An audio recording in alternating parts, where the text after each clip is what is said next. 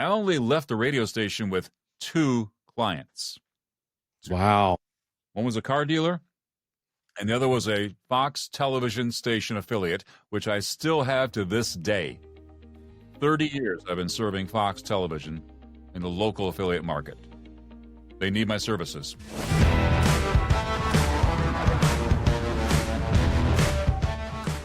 Welcome, everybody, to the Ignition Path podcast. My name is Kyle Goodnight.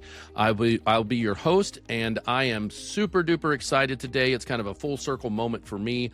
My guest is someone is responsible directly for why I'm sitting here right now doing a podcast.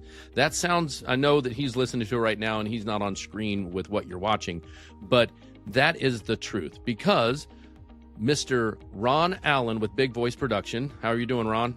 I'm doing fantastic, Kyle, and thank you for having me on. This is awesome. You're welcome. You're welcome. So, like I said, Mr. Ron Allan from Big Voice Production is my voiceover coach. When I started voiceovers back 9 years ago, I did a search for voiceover coaches because with a name like Kyle Goodnight, the last name Goodnight, I knew that I had to put quality out there. And one of the biggest things when I was doing interviews with coaches, they said, people would tell me, and a lot of times I thought it was just, oh, they want the business. But it's true. Now that I'm in a voiceover actor and I'm in the voiceover world, voiceover coaching is key when you're wanting to become a voiceover actor. So here I stand with Ron. I go to his office. I have a meeting. He lives in my same town. I really wanted that in-person teaching. And we talk about voiceover. He tells me the ins and the outs, the ups and the downs, the ebb and the flow, the marathon, the sprints, like all the different things that he teaches. I'm like, absolutely. This is a fantastic 36 weeks, right? Or are you more now? Less now, actually. Less now, okay. But my time was 36 weeks, which was a great, over the holidays, so it went a little bit longer. But nonetheless, in-person coaching with Ron was probably one of the smartest things I ever did. The investment paid me back. Well, my first big voiceover gig doubled my investment. So, and then of course, and when I say that meeting Ron and being coached by Ron led me to podcasting, not directly through Ron, but because of my voiceover acting, and then people out there wanting my voice for stuff, I got hired to do intros and outros for podcasts, then spun into production of podcasts, then spun into me being a host. So once again, full circle moment. When I started with you back in 2017, 18. Yeah, it's been a while.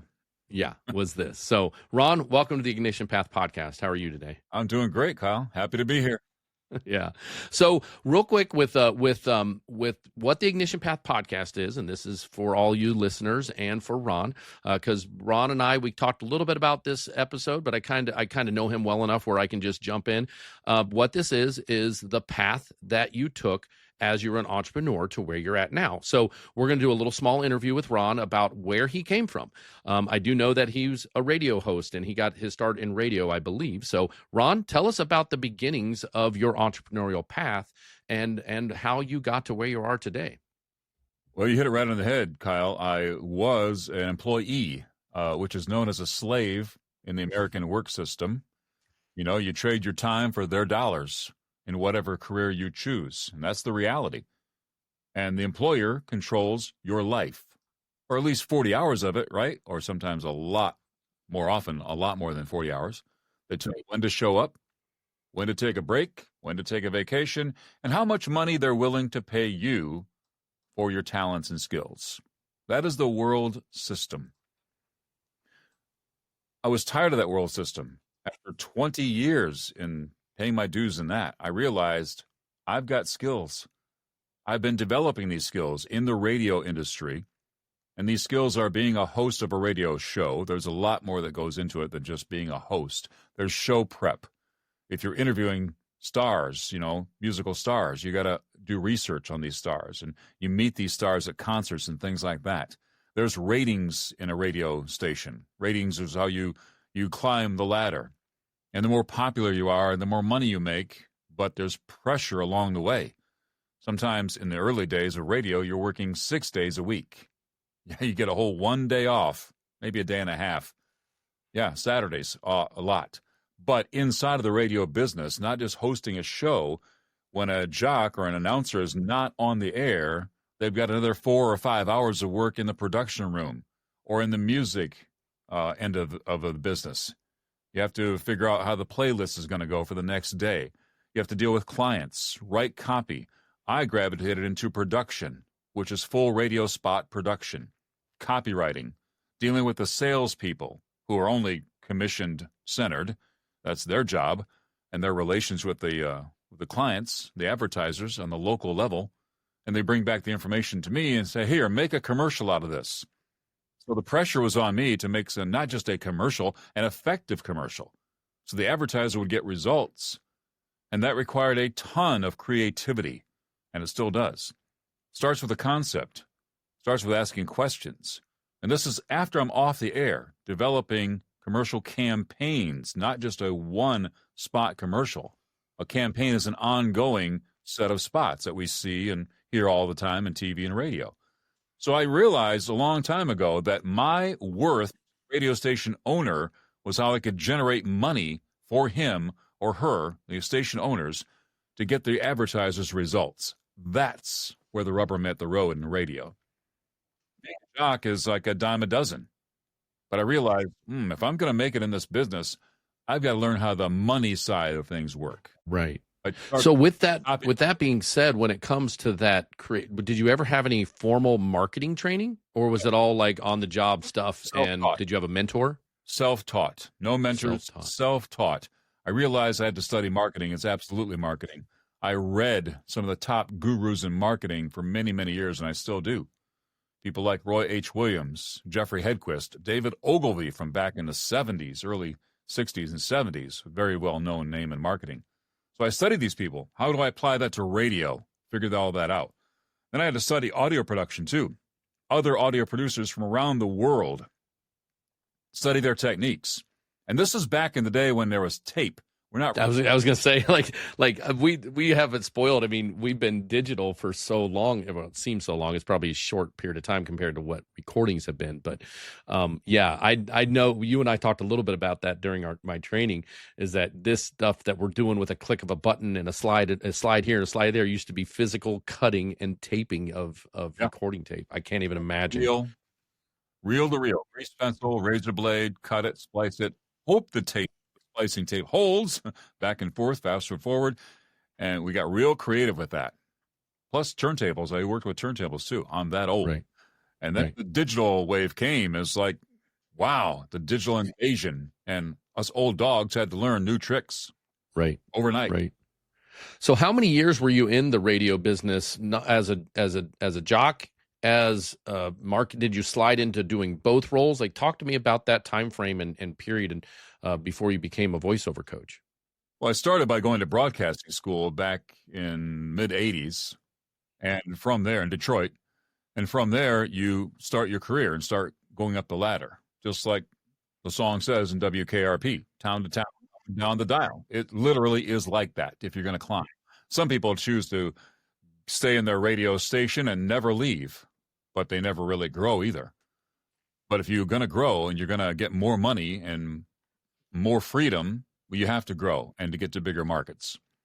So that's kind of what I did within the market of Michigan. Small market, medium market, major capital city markets, and start climbing up. And I never forget the one phrase that I was given by the vice president of the broadcasting school, and that was never say no to an opportunity. Well, that's so true. Yes. Well, opportunities are going to come along, and you go from one thing leads to another, okay? So if you say no, you don't know what you're missing out on. So the opportunity came to be a production director. I've never been a production director. And that opportunity came not in Michigan, in West Virginia. Wow. I was invited to come down to West Virginia, Charleston, West Virginia, capital city. I don't know anybody in Charleston, West Virginia, other than the general manager who hired me in Michigan. Mm-hmm. He left and went down there. His wife left and went down there. And they called me up and said, would you like to come to West Virginia? Why? To be a radio personality and a production director. Never say no to an opportunity.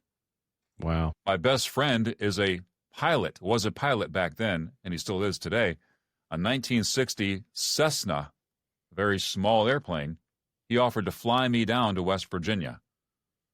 And we landed at Yeager Airport, which is on top of a mountain, like almost everything is in West Virginia, with big pine trees on both ends of the runway. Took our lives in our hands that day, young and dumb. But it all Been worked there. out. I liked what I saw at the radio station. I was single at that time and said, okay, I'm going to West Virginia Wow. to be a radio personality and a production director. And then you learn on the job. Pressure is Right. there, and you learn on the job. And then how many years total were you, so how many years did you get before you got that opportunity? And then how many years before you will talk a little bit more in depth about when you broke away from that on your path? Yeah, back to my first radio stations in Adrian, Michigan. That was small market radio. And you learn to do a little bit of everything. That's just part of the job. Moved up to Lansing, Michigan. So here I am in a capital city, big 50,000 watt rock station. Through a series of events, they fired the morning guy, and I did a double shift that night from midnights to mornings overnight. Wow. Never say no to an opportunity. Wow, it's like a huge door opened up for me. I was only there about 6 months when that happened. Now I'm on a 50,000 watt rock station covering most of lower Michigan with our signal and rocking my life away and having a good time. I always want to be in FM rock and roll, 70s, the good stuff, the classic rock, and love that. But I knew it wasn't the end of where I wanted to be. I wanted to go to Florida. And hey, West Virginia's halfway to Florida. There you go. The call came. Yep. I was only there at that radio station in Michigan about a year total. And the call came. You want to come to West Virginia? Wow. I'll come down and check. So pretty early in your career, you're now you're not only an on-air personality, but you're doing production. And is that when because even though you're working for the man, then when you went into production and whenever you started doing the marketing side of things, that's when the creativity and some of that entrepreneurial feel could come in, right? Yeah, it started to grow back then. I had to revamp the entire production department at this Top 40. It was not really called Top 40 anymore. CHR, Contemporary Hit Radio, in Charleston, West Virginia. I was the afternoon jock and revamped the entire production department, and I knew nothing about that at all. But they gave me a budget. They said, here, do what you want to do. Here's the department. We got to make money. Okay. So I got to learn how to copyright real fast and become an audio producer real fast, past the other jocks as my talent. Wow. And develop my own voices. So I started simultaneously developing all my skills in radio spot production at the same time. Right. And so fast forward to when you stopped working for an organization. I mean, I'm sure you went to other places after West Virginia because you ended up being in Columbus, Ohio. And I heard you growing up in Columbus on the radio commercials and flipping the dials. I mean, when I first met you, I'm like, boy, your voice sounds really familiar. And you played some old spots for me. I'm like, oh, you were that guy, So you were in Columbus, Ohio. I mean, and that's fine. And I'm not, all the different places you went to before you landed in Columbus. When was it, and how long were you in the radio business working for someone else where you decided, listen, I've got my skills. I want to do this now. I'm an entrepreneur at heart. And I want to do this for myself, by myself, on my own, and be my own boss. When was that? And talk a little bit about that time in your life. I came back to Columbus, Ohio, after being married and deciding, okay, don't want to be in this West Virginia state, this market, need to be in a bigger market. Wasn't ready to go to Florida at that time, but halfway back between my family in Michigan, wife's family in West Virginia, Columbus was the natural halfway point for both families to come visit us and us to visit. Decent market, yeah. So I moved to Columbus, Ohio, and got into AM Christian daytime radio, not as a personality, as a salesman. Oh. So glad I had that experience. Sure. Dealing directly with the clients and the advertisers, understanding their pains and their needs, advertising, helping them spend their budget and get results. Now, I would have the right copy at that time, but I was not on air at that AM Christian radio station. Gotcha. But the pull kept coming. And at that time, a smooth jazz format was emerging all over America. and one came to Columbus, Ohio. It was big enough of a market that, yeah, they could support in a 25 radio station market. Yeah, and this is a mom and pop owned organization battling against the corporate entities in Columbus, Ohio. They had a road to hoe, very tough road to hoe to find out a niche market. Well, Smooth Jazz is all about the upper income advertisers, upper income listeners. It's your high end luxury stuff. Mercedes, BMW, Lexus dealerships, high-end restaurants, not a dog and pony show. Okay, that's the clientele.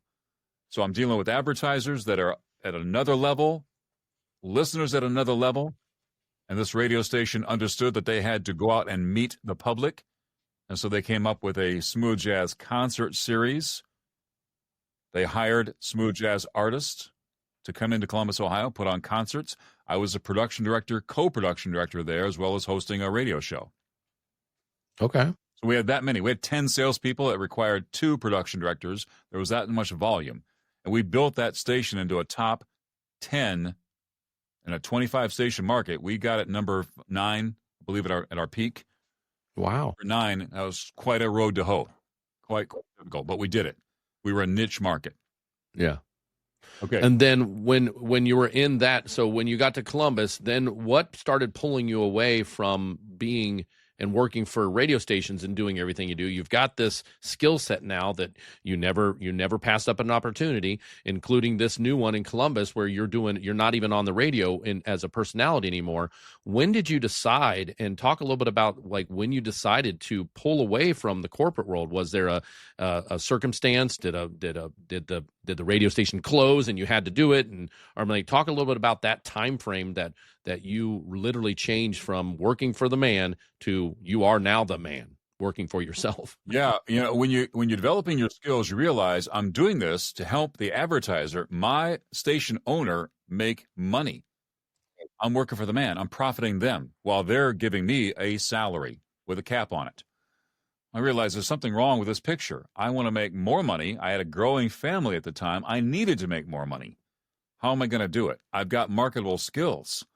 What don't I have? A studio. At that time, it was cost prohibitive to put a studio in your home. And most radio stations let the announcers use their studio for extracurricular income. As long as you get their work done first, they really don't care. Here's a studio, you can use it after hours. So I started with that. And by doing that, I wasn't even planning to become a voiceover coach at that time. My goal was to have my own audio production company, doing voiceover for television, radio stations, on hold for telephone systems. I didn't even know about all the genres. I knew what I knew, but I knew I had skills. I talked to the advertisers on the phone to get my radio spots approved, and I asked them, do you like my work? Yeah, Ron, we love your work. We can't live without your work. Your work is very creative. I said, okay, great. If I leave this radio station, can I count on you as a customer? So I started, planting seeds out there in the minds of these advertisers. When I jump ship, I got to be able to call you and say, yeah, we're going to support you. So I'm building my network that way. But at the same time, the radio station let me use their studio after hours. Word got around Columbus, Ohio, that I'm a voiceover coach. I don't know how that started, really. Really? Yeah. It's amazing to me to this day, other than I was with a talent agent doing modeling, acting on the side. Okay. That's right. I remember you telling me that. Yeah. And the agent started sending me, hey, will you train the other talent that have no training to become voice actors? So we're going to start sending people to you, Ron, that are just like you. Can you train these people how to come into a studio, how to push the buttons, how to work the software, how to act, how to interpret the copy? Sure, I have no formal curriculum at this time, so I started making appointments with individuals to come over to the radio station with their blessing and conduct my business, my unofficial business, after hours, one by one. I was charging like $25 an hour when I started. Well, that was back in what year was that? Oh, that was early 90s, late 80s, early 90s. Okay, so okay. And basically it was, here, push this button here and it does this, and push this here and twist this knob, and now you see, and we were in digital at that time, showing people how things work on a computer to record. And so So when did you start to develop a actual curriculum? Like how many students had you trained and gone, went 15, through? 20 people in the first year, they just kept coming because word spread in Columbus, Ohio. Word spreads, people talk. Where can I learn? Because they go out and talk and they tell other people. And the agents say, well, Ron, we're booking. And there was no YouTube back then to learn more stuff and find out who else is doing it. That's what another, our listeners, if anybody's in the younger than 45 range, there was no YouTube in the 90s. And when did it come about? Like late 90s, early 2000s when YouTube really took off, and it wasn't being used even in the beginning like it is today for research and learning how to fix your car. And I did a lot of YouTube research when back in 2018. I was probably 17 when I first, because I think I researched voiceover acting for about 6 months before I landed on having you coach me.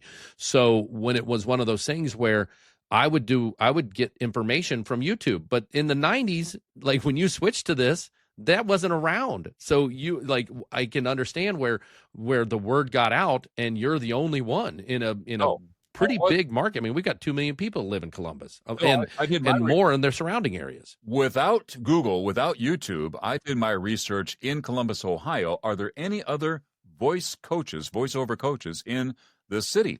And it turns out there was one woman working out of a studio, which I had connections with, what we got our radio spots from that studio. This woman was not an employee. She was using that studio and that engineer, and she had a group session going on. She would bring in like 6 people and train at a time, so the ratio is 6-1, and she wouldn't produce all the demos. She left that to the audio engineer at the studio. So I looked at her model. I said, okay, if I'm a student of hers, I'm one of 6 students at a time. I'm thinking she's not giving much one-on-one attention to each student. And I found out what she was charging, and what the students got was a bare bones training and 1 demo in about 3 months' time. I said, okay, I can do this better. I can do it better with a formal curriculum. Write it down, chapter by chapter, session by session, and me produce all the demos myself. Don't farm that out to anybody else. And one-on-one attention with these students was a huge difference between what she was offering and what I'm getting ready to come to the market with. I did this without any advertising budget. I simply let it be known through my talent agents. Yes, after 15 or 20 people, I now have a formal curriculum, and my prices, because of supply and demand, my rates per student went up per hour. I doubled my rates to $50 an hour. And I'm still getting demand. Why didn't I meet you back then? Yeah. I know what I paid. Yeah. And when he says there's a curriculum, I still got mine. Yeah. This is Ron's curriculum right here. Yeah, sure. And it's got notes, and I mean that is so funny that this all started with seeing somebody else that or demand, just like any business, there was a demand, and there was a better way to do it, So and I think that's such a, I'd never heard this story yet. I mean, we've talked so many times. I mean, what you helped me through and with above and beyond voiceover acting, it was, I'll never forget the one day I came into your office. And I'm like, Ron, I'm struggling. I'm beating myself up. I have no confidence, and that's not like me. I'm a very confident person. What is going on with me? And we talked for an hour about life and about that's when we got to know each other, like as people and as men. And we talked about so much other stuff that to this day, I account that conversation to why I stuck with it.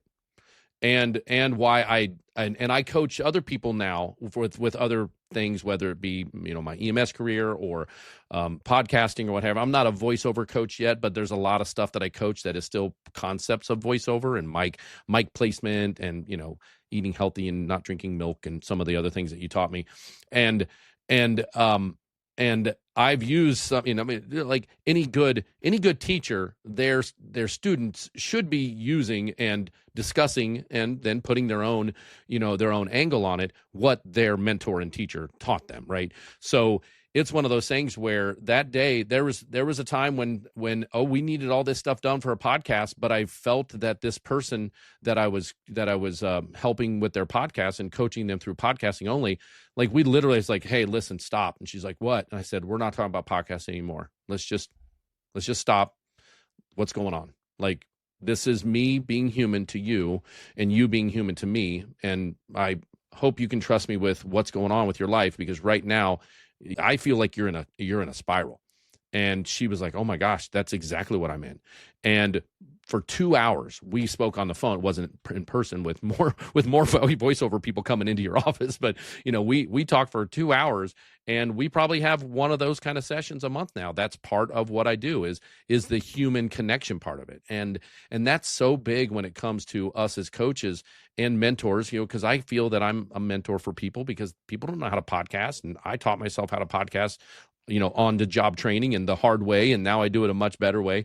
And it is now, looking back at the people that mentored me, that I hear my mentors' thoughts, voices, and instruction in my own voice now, and it's great. And that's another reason why I feel that voiceover acting and podcast people that want to do podcasts, having a coach that helps you build that bridge over all the pitfalls is huge. It exponentially increases your chance of success in a shorter period of time. And yes, you may need to trade that time for money, but it is something that is worth it, because once you get that training, you can now, put that to use. So, right. You mentioned like 2 hours, you said, right? Do you think that other coach could afford to spend 2 hours with 6 people? No. No way. No. So I realized right away, this is, like you said, on the human level, it's life. And I have kind of a therapist, mentality about this. I'm going to shepherd you, help you get from point A to point B. What you do with what I teach you goes beyond that. Like you've done with podcasting. That was not part of my curriculum, and it still isn't. Nope. But it will be soon, though, right? That's right. But that's a whole nother conversation. I think maybe Ron will interview me for his show. That's right. So, yeah, everything grows and matures, and you find out, like a lot of other businesses, you can find out there's more to this after you graduate. Where is your niche? Where's your passions lie? Find out. Take the basic fundamentals, which are the fundamentals, and you never lose those. Right. That's so a couple years after I was done with your services, you and I struck up, and we've always stayed connected. I share successes. I still lean on. I still to this day lean on you. I call you with questions if I have it. I mean, you're a mentor, and it's it's not. I don't feel like I'm ever like bugging the crap out of you where you're like, oh my gosh, Kyle's calling again. But maybe those first couple of years it was like that. But when I see opportunities and I see things that could help you or your services, or I've pointed plenty of people towards you too when they want me to, like, how did you get over? I'm like, got to get a coach. If you're local, even if you're not local, he does virtual now. This is his name. Contact him. Great educator. So one of the things that you and I did probably a couple of years after it is, that I have a heart of an educator through my EMS stuff and teaching first responders, anything from, respiratory stuff to bleeding control. I like to teach. And I created a Fiverr class that we'd had at your facility, at your place, Ron had not dabbled in Fiverr yet, and I had kind of embraced Fiverr. I did invest in coaching specifically for learning how to do Fiverr. I had 2 different coaches for that, because Ron wasn't my only voiceover coach. I ended up getting an additional marketing coach eventually, and then I got a Fiverr coach. I did sound audio for my studio coach. So I did where I was struggling and where Ron was stretched too thin. I would look into other coaches, and which is fine. I don't mind multiple mentors or multiple coaches. And I was making money at voiceover, and every dime I made in voiceover, I just put back into my business. And I remember you and I having a conference, a little webinar, in-person webinar back before Zoom was ever a thing. And we did, Zoom was still just starting. We tried to get people to come into Zoom, but it wasn't as slick as it is nowadays. Or Riverside. Riverside is way better now, what we're recording on now. But we did a class, an all-day class on all the, just, it wasn't the in-depth Fiverr stuff, but it was definitely something to get those people that were being coached by you another avenue that they were maybe too afraid to go into or wanted to know more about but didn't know where to start. And it was a great day, because here I am, the student, now becoming the teacher with Ron's assistance. And that's what collaboration's all about. So yeah, that comes full circle that way too. I remember that. Yep, exactly. Yeah. So we've had a couple of full circle moments for sure, and your path is a great one. This entrepreneurial path that you're taking on. So real quick, when I typically ask usually when I'm doing these interviews, when it comes to their people's entrepreneurial path, what was one of the biggest struggles when you changed from that corporate world, even though you were using their studio sometimes? Like, when was there oh boy, I'm on my own now? Like, talk to me about a little moment in time that stands out to you, that you realize that you were no more longer underneath the umbrella of an employer, but that you were the boss, you were the employee, you were the janitor, you were the maintenance guy. Like talk to me about one of those times where it's prevalent to you that this was an oh my gosh, I'm on my own moment. Well, you're right. In a word, you have to be a business owner and think like a business owner. You can't approach voice acting as a hobby. You're not going to make it. You got to treat it with respect, just like any other business. And that includes a business plan. When are you going to open your studio every single day? Who is your target market you plan to serve? What are your prices? What holidays will you take off? Everything a business puts in writing in their policy manual, you must do. If you don't, you're a dreamer, and you're not taking it seriously, and nobody else will take you seriously either. So I had to take inventory. The radio station that I worked for, remember I said mom and pop, they sold out to corporate America. And that corporate station that they went into with already had a production director. They did not need me, and he'd been there a longer time than I was. The writing was on the wall. Okay, I had the unfortunate experience of my parents passing away, and that left me some inheritance money. You can do what you want with your inheritance money. I chose to pay off some bills and then buy this microphone. Nice microphone. I know exactly what that is. It's a nice microphone. So I had to make that investment. I had to convince the wife, you believe in me? You've been with me a while now. Do you believe what my... That's a tough one. Yeah. I have to make an investment. I have to buy studio equipment. I have a growing family. There's no room in this house for a studio. I've got to go find a studio space. That's a monthly outlay for the rent. Where's it going to be? I got to be a business. I'm going to go rent a space, set up a studio. And that means I got to show up every day and build my clients along the way. I only left the radio station with 2 clients. Wow. One was a car dealer, and the other was a Fox television station affiliate, which I still have to this day. 30 years I've been serving Fox television in the local affiliate market. They need my services. They like my stuff. 2 clients, well, not right. To build a business. Well, and that that kind of reminds me, that whole you chose to have a business, and that had to come with, that kind of leads into my sponsor and what I just recently did, and I'll drop a little sponsor right now, but the legal side of things, right? So up until about 3 months ago, I never had, other than if I ever had anything I needed legally taken care of, I would have had to have figured it out. I didn't have any coverage. And so what my sponsor is Legal Shield, which is a basically a Netflix version of legal coverage. So for my family and my business, I actually cover both of those through one Legal Shield account.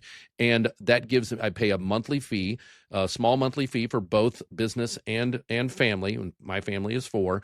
And basically what that does is it makes me have that peace of mind that I always have a lawyer on my side that I can call and consult in, that I can have write a contract for me, that I can have do, notaries for, they can take care of a speeding ticket, like all these kind of things that they offer.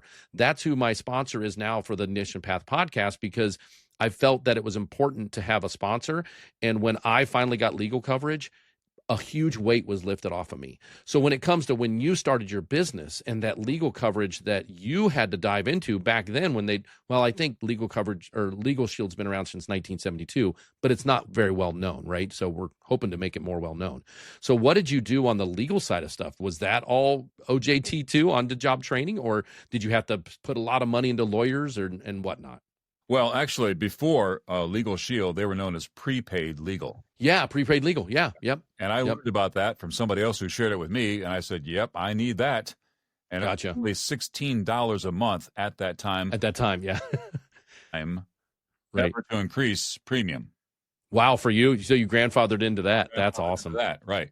But I didn't have that when I formed a 3-person advertising, marketing, production business with 2 other friends. We had to hire an attorney to draw everything up legally and get it, split 3 ways. We had a 3-way agreement that all had to be done in writing. Again, we're treating it like a business. I had most of the clients in those 3 guys. I had the clients. So I folded my clients into our business. Big risk there, because that means I'm sharing the revenue from those 2 clients that I had with these 2 other guys and their families. The agreement was, okay, now I've got my clients. You got to bring in some clients, and you got to bring in some clients. We all had to be in sales mindset. You can't do anything with a business. You've got sales and people to serve. So we tried that. I had a space that I was bartering with at the time at the Continent in Columbus, a well-known gathering place. Absolutely. I had a studio space there. We bartered for a huge suite, took it as is. That means peeling paint and bad carpet, but we took it. I had to start somewhere. And so that's how we started when I was forming my business with these 2 other guys. Ultimately, they weren't pulling in the same direction I was. It didn't take very long to realize that. I said, okay, guys, we tried this. It didn't work. I brought back my clients to my business, and I had to go back into radio. I went back into the radio industry in Newark, Ohio. Again, I'm in the morning. So when did Big Voice Productions come about?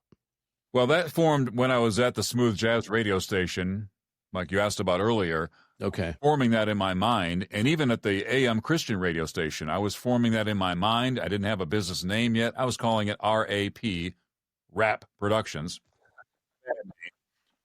Until one day, one of the sales guys who I worked with came into the studio that I was using their studio after hours. And he said, hey, how are things in Big Voice Productions?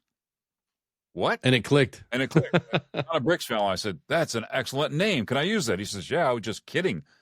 I'm not kidding. I'm going to get that name, make sure it's available, and make it a copyright and legally, LLC, formed all that. That's when it started. And then students came along, voiceover acting came along, my clients. I got to get more clients. So when I got the inheritance money, it was jump out there without a net and go to work. Bye, honey. I'm going to my studio now. I'm going to go work 8 hours for me now. I've got to find more clients. When you're not giving 8 or 10 hours to the man, you've got time to find more clients. In my business, more clients are more auto dealers, more TV stations, more radio stations. More students, yeah. Go back to the industry that you came from because you know the inner workings of that industry. Right. Makes total sense. Right. And yes. Well, that's why I do really well with medical voiceover. Yes. When people get a hold of me with medical, they're like, "Oh, you kind of actually know what you're talking about." I'm like, "Yeah, you can say the words, you know." So I started doing a lot in medical. I mean, of course, I've done a lot of different. I mean, I've done all the ones that you know. I've done books. I've done all the stuff that you trained me on.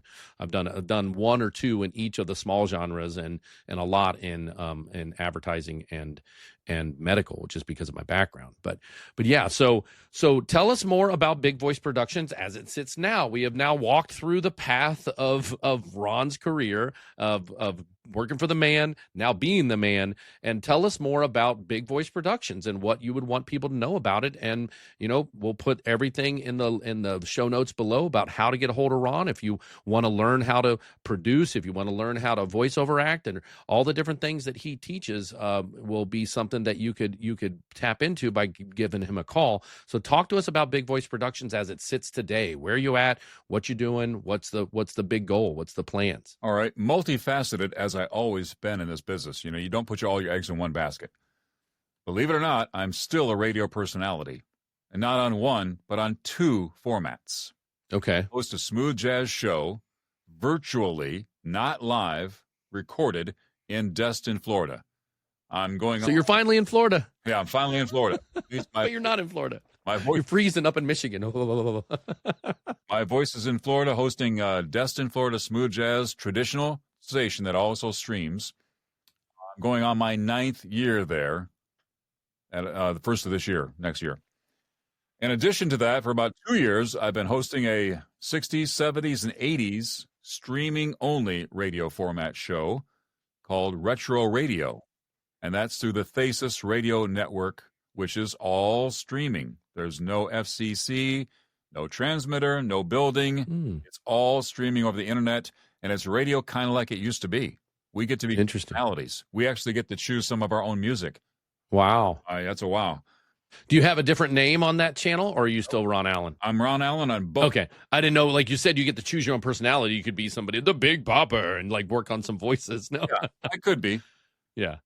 Neat. That's a rebranding thing. I didn't want to go through that. Sure. 2 different personalities in 2 different markets. Yeah. And that's Monday through Friday.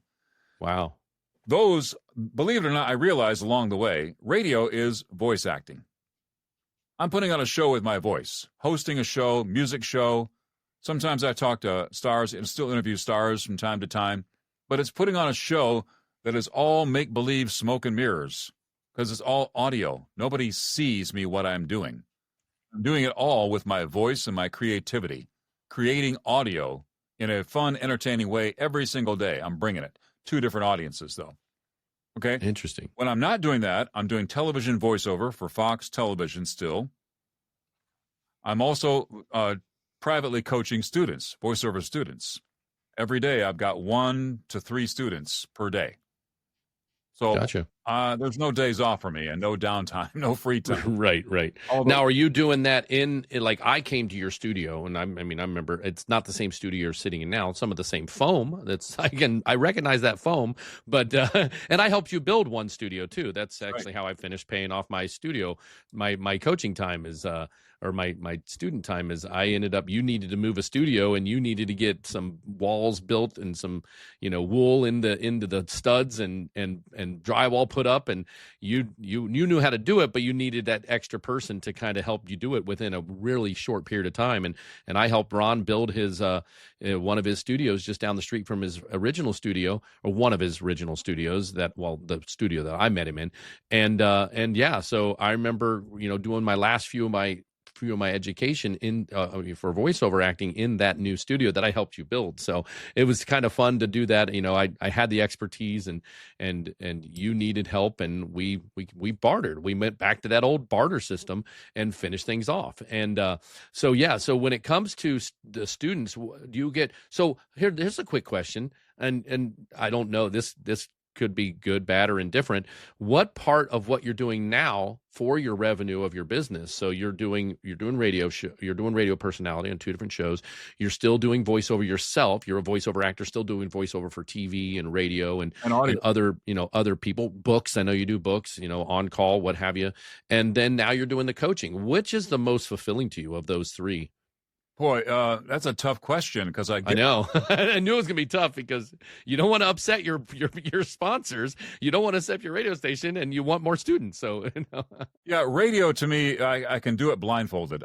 Gotcha. It's, it's just one of those things where once you do it so long, I don't have to put a whole lot of effort into that because I just know what I'm doing. I just grab the mic and I know how to put on a show with my voice. What I get a lot of fulfillment of, and maybe the most, is seeing a student like yourself develop, grow, not just in their voice skills, in their life skills, and help them develop and grow and achieve something that they've always wanted to do. I hear that phrase from almost every student. I've always wanted to be in animation, in audiobooks, in gaming, in radio commercials, TV commercials. And then I see them and they get to experience through the casting. I cast most of my students in actual TV and radio spots, as you did. I've got right there.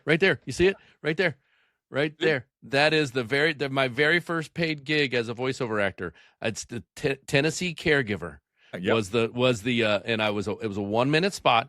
I got paid $75, and that was for what I worked for 4 or 5 minutes inside of the booth with you, and then we came out and we produced it. But that's my very first dollar that I ever made voiceover acting, and I framed it. And that's the kind of stuff that you taught me as a, as my mentor. You're like, you know what? Have you ever been paid to be a voiceover actor before, or voice or whatever? And I said, no. And he's like, do like you do it. Make it like any business. How many businesses do you see that you go in, you see their first dollar? Go to a beauty salon or a parlor, or a hair parlor, or go to a ice cream shop. They've got their first dollar on the wall. They're proud of it. And that's one thing that you taught me. You're like, hey, listen, when you make your first dollar in voiceover, frame it. Make it a momentous occasion. Be celebrated. Be excited about it. And there it is. It's still in my office. It says Tennessee caregiver, first dollar earned. I will persist until I succeed is what I put on there. February 12th, 2019. I need a moment. I'm going to cry here. Sorry. That's what I'm talking about. That's coming full circle. That's for me as a coach. I love to hear those stories. My students call me up all the time. Ron, I landed another gig. I remember what you told me. I still got my book. I still read it all the time. That is so heartwarming. So Well, remember what I called and told you that I got the Yahoo gig? Yeah. My national. I mean, that was 8 months into training. I got my first national. That was, it was like $5,000, wasn't it? And you're on during Monday Night Football and the football season, I remember. Yep. And that was 2 years of that. They paid me another $5,000 the second year without lifting a finger. And I spent 1 hour in a professional studio to record that out in California. I was here in Columbus, and I recorded digitally, remotely through California, which is not something that they even did back when you first started. Now that with the internet and the high speed technology, I was with the producers in California in my cans and my headphones, and I was in I found a really good high quality place that had the Connect. I think it was called Source Connect. Yeah, Source Connect, right? Yeah, so they had that, and they paid that company for an hour for me to be there, and it was just like I came in, I did multiple takes. We even changed from my original audition. They were like, okay, you know how you auditioned, and I'm like, yeah, and they're like, yeah, we don't want that anymore. We want it different. And I'm like, oh, okay. And they're like, well, we hope you can do it. And I'm like, I'm pretty sure I can. I've got a pretty good range. So we went from make better choices to make better choices, 3 words. Yeah, choose Yahoo Fantasy. Play for free, play for cash. That was it. People are amazed that we get paid what we get paid for saying little simple things like that. But it's the art, how we say it. Yep. They want it said. Yep. And exactly. And it changed. Like I did it 5 or 6 different ways. When I finally heard the final one, I'm like, oh, okay. I don't remember which take it was, but and it's great. It's still online. It's still on I put it on my YouTube channel. Yeah. It's that commercial. And it was actually, what was cool, it was 5 different commercials, and they tested which one would work best. And then the one that was getting more traction, they leaned more heavy on. The other ones went away, and then the second year it was only the one commercial. So yeah, A, B, C, D, E testing. Yeah, right. Exactly. But I've seen all 5 of them, and if it's my same voice, it's just different actors doing the beginning part before I say my part. So. Very interesting, very funny commercials. So, well, Ron, thank you so much. I think that's a good way to wrap up. Tell people how to find you. Of course, it'll all be in the show notes, but tell people about, just real quick, how to find you and what you would like to, if there's any voiceover actor or potential voiceover actor, or people that want to be voiceover actors, how they find you, and what they do to get a hold of you. Well, you can't not find me. I'm all over the internet. Big Voice Productions, you'll find him. That's right. Big Voice Productions, OH. I'm still OH.io. Sorry. Yeah. Just have it. That's until I get changed. Yeah. I'm all over that. I'm all over Facebook, LinkedIn. I'm on ACX, too. ACX is the audiobook website where authors meet us. I recently won my 5th audiobook award. Congratulations. Blows my mind. Right. I'm trying for an award, but I'm a 5-time audiobook award winner. So if authors want to find me, they can find me on my profile on acx.com. You can call me. You can text me. You can email me. That's the best way. And all that stuff is on my website, bigvoiceproductionsoh.com. Awesome. Well, thanks, Ron. Appreciate you coming on to the Ignition Path podcast, walking through those old memories and where it all started. That's what the Ignition Path podcast is all about. It's meant for entrepreneurs to see and get support, to listen to these podcasts, to see and hear successes and struggles as people go through their entrepreneurial path. That's why I started it, along with, collaborating. If anybody wants to collaborate with me with voiceover, with podcasting, feel free to reach out. That's kind of my own little shameless plug. Of course, don't forget, if you want to know more about Legal Shield and how to protect your family and your business and on the legal side of things, it's up to a whole $37 a month now, Ron. For the family, the whole family, all four of us, and it says family. So if you have a bigger family, it's even more of a value. I've got adult children up until they're 26. They're covered as long as they're living in my house or if they're going to college. So, and right now, nobody's moving out. No children are moving out right now, I don't think, because of the economy and the housing market. But nonetheless, go ahead and find out more about Legal Shield. Don't hesitate to reach out and ask me. I've got a great personal story about how it's already helped me already. I've got a great personal story about how I wasn't covered back when my mom passed away and what struggles that my father and I went through when that all happened with our estate. When I say estate, we had like 3 houses, but like we had 2 rental houses and a live-in house, but mom took care of all of that. And it was a 2-year nightmare because we didn't know where to go. And a year of it was just trying to find the right person to talk to. Legal Shield will give you that ability to reach out to someone in the moment, in real time, talk to a lawyer in your local area and give you guidance. And then everything is above and beyond that. If at all you need more legal coverage above and beyond that. So don't hesitate to look up that. And Ron, once again, appreciate you coming on. Big Voice Productions, getting ready to do some collaboration with me with podcasting.